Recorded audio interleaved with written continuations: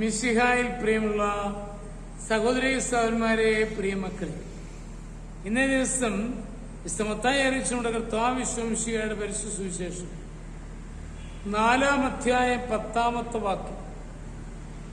Saint Matthew's gospel chapter 4 verse 10. Isho കൽപ്പിച്ചു, സാത്താനെ ദൂരെ പോവുക, എന്തെന്നാൽ നിന്റെ ദൈവമായ കർത്താവിനെ ആരാധിക്കണം, അവിടുത്തെ മാത്രമേ പൂജിക്കാവൂ എന്ന് എഴുതപ്പെട്ടിരിക്കുന്നു. ഈശോയെ പരീക്ഷിക്കുവാൻ പിശാച് കടന്നു ചെല്ലുന്ന രംഗമാണ് നമ്മളിവിടെ കാണുന്നത്. ആ പരീക്ഷണങ്ങളെയെല്ലാം അതിജീവിച്ചുകൊണ്ട് ഈശോ സാത്താനെ ദൂരെ ഓടിക്കുകയാണ്. ഒരിക്കലും ചെറുപ്പക്കാരനോട് കൂട്ടുകാർ പറഞ്ഞു, വിടാ,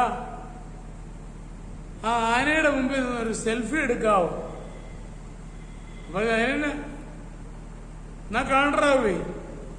കൂട്ടുകാരെല്ലാവരും കൂടെ പ്രോത്സാഹിപ്പിച്ചു. അവൻ ആനയുടെ അടുത്തേക്ക് വന്നു.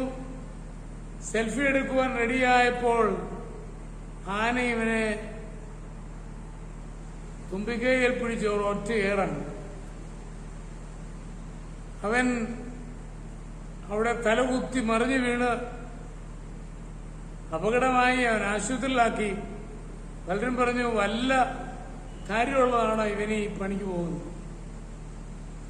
പലപ്പോഴും നമ്മള് സാഹസ പ്രവൃത്തികൾ ചെയ്യുന്നത് നമ്മുടെ കഴിവിനെ ഒന്ന് പ്രകടിപ്പിക്കാൻ വേണ്ടി, നമ്മൾ വലിയ ധൈര്യമുള്ള ആളാണെന്ന് കാണിക്കാൻ വേണ്ടി. അതിനല്ല ദൈവം നമ്മളെ നയിക്കുന്നത്. തിന്മയെ തിന്മയായി തിരിച്ചറിയണം, നന്മയെ നന്മയായി. സാത്താന്റെ പ്രലോഭനങ്ങൾ പലപ്പോഴും കടന്നു വരുന്നത് എന്റെ ഈഗോ, എന്റെ സെൽഫിനെ മറ്റുള്ളവരുടെ പ്രകടിപ്പിക്കുവാൻ വേണ്ടിയുള്ള പരിശ്രമം.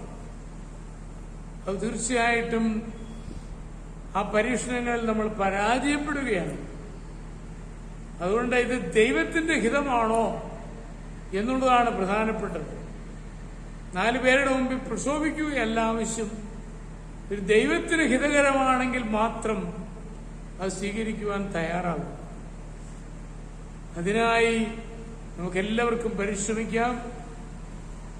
നമ്മുടെ കർത്താവ് മിശിഹായുടെ കൃപയും പിതാവായ ദൈവത്തിന്റെ സ്നേഹവും പരിശുദ്ധാത്മാവിന്റെ സഹവാസവും പരിശുദ്ധ അമ്മയുടെ മധ്യസ്ഥതയും നിങ്ങളെല്ലാവരോടും കൂടി ഉണ്ടായിരിക്കും, എപ്പോഴും എപ്പോഴും എന്നേക്കും. ആമേൻ.